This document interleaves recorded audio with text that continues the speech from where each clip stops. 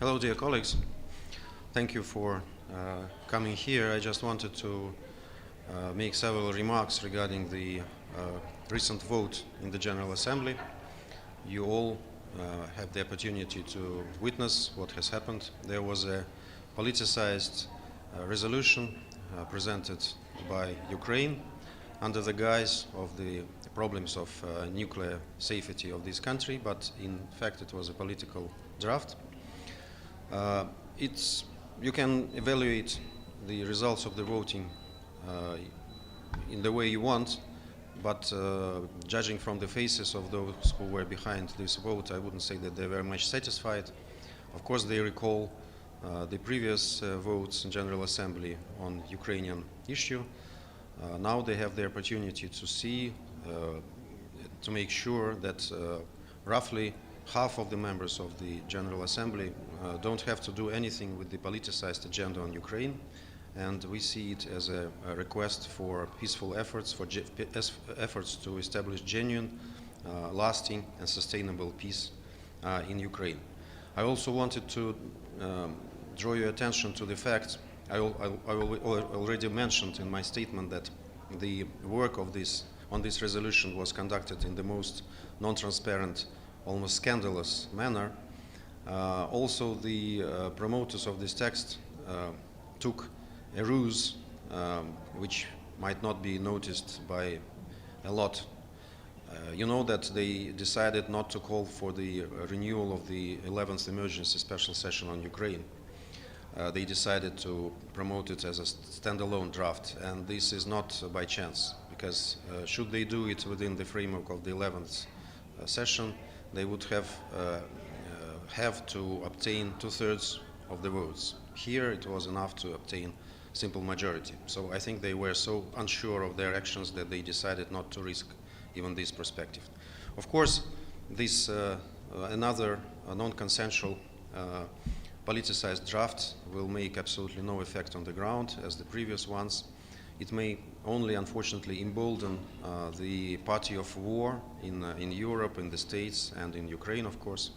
And they will try to pretend that this is a kind of support of international community for their efforts to keep Zelenskyy regime afloat by mobilizing a lot of Ukrainians who are absolutely not willing to fight. You see it from the forced conscriptions in the streets that's happening right now, and they are being thrown into this bloodbath, which is absolutely unnecessary.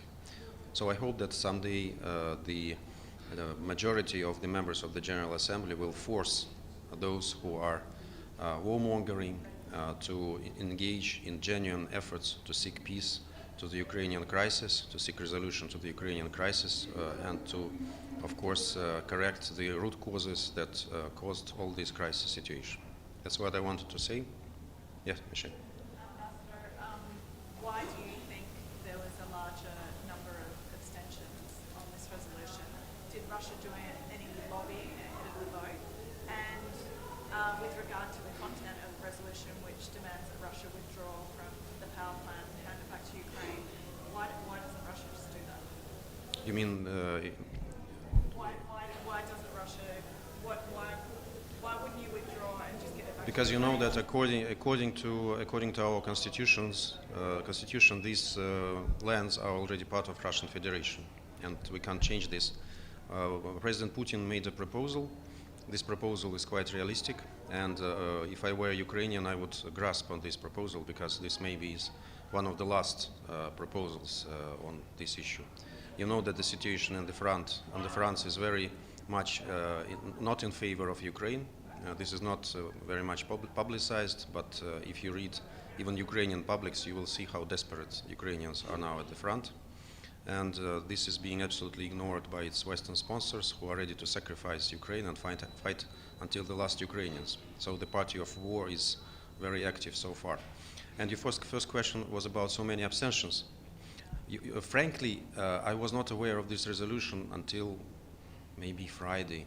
So it was done in such an untransparent manner. Some countries, of course, we were not aware about this. They didn't consult with us. This is the way they think diplomacy works. but the others were also complaining that there is certain draft which is being discussed in very closed circles, and that they are not accepting any amendments, because a lot of countries actually were trying to make this draft better. They were trying to exclude politicized paras. The obvious thing which should be added there, of course, is the condemnation of Ukrainian strikes on the Zaporizhzhia nuclear power station. There are so many proofs to these strikes. I showed one. There is a UAV which were brought from there. There are dozens of these cases. All of them are being documented, and this big truth is absolutely out of the draft. It shows how detached it is from reality, and of course many countries can't ignore this fact.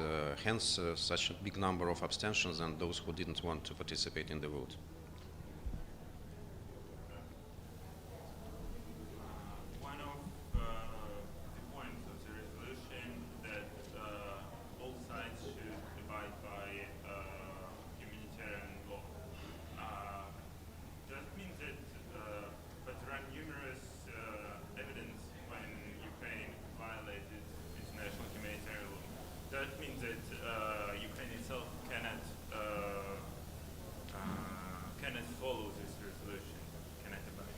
Well, Ukraine itself can't implement this resolution also in the way that Ukrainian ambassador was preaching from the rostrum, that there shouldn't be any attacks on the land which are being carried out by Ukraine. I don't think that anybody who is sane is thinking that Russia is targeting our own nuclear power plant, given the fact that there are 4 other power plants in other regions of Ukraine which are not under our control. It would be very much logical for us to target those ones if we wanted to inflict damage on nuclear safety in Ukraine. As for international humanitarian law, this is really a weak point of our Ukrainian colleagues, and I think that those who were following the Security Council meeting recently saw a very blatant example of this violation of international humanitarian law by Ukraine, when the air defense missiles are being placed in residential areas. This is total disrespect of international humanitarian law, and this caused the tragedy when the Ukrainian air defense missile hit the children's hospital. Thank you, Ambassador. You mentioned the last proposals for peace. Last proposals before what? Is there an ultimatum or a new phase in the war? What do you mean by that? I mean that if you look at history, you will see there were Minsk agreements which are now being praised in Ukraine. A lot of people are trying, as we say in Russian, to bite their elbow because they can't return to this situation which was quite favorable for Ukraine. You remember that all they had to do, they had to implement these agreements through dialogue with people in the east of Ukraine, which eventually would return to them control on the border. They didn't want to do it, and Western countries were arming Ukraine under the guise of Minsk agreements.